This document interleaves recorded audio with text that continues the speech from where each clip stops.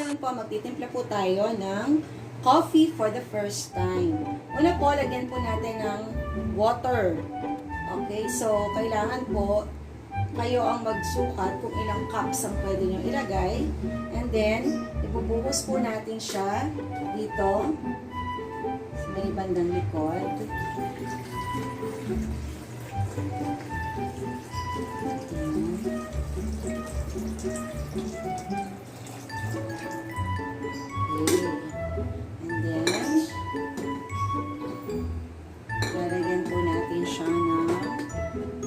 Coffee.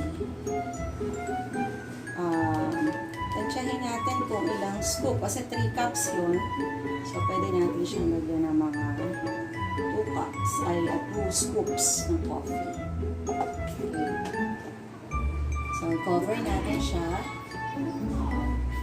And then, switch natin. And let's wait for 5 minutes or more. Hanggang, syempre, makita na natin na may coffee na siya. Okay.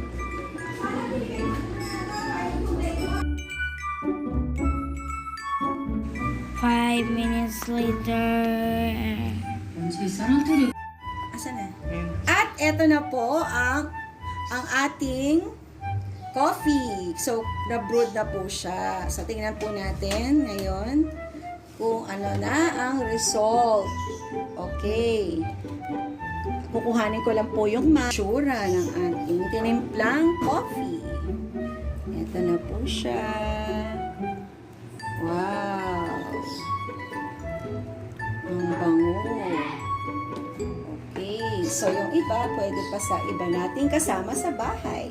So, medyo ano po to, 3 cups ang nagawa natin. Okay, thank you, kusina, just for today.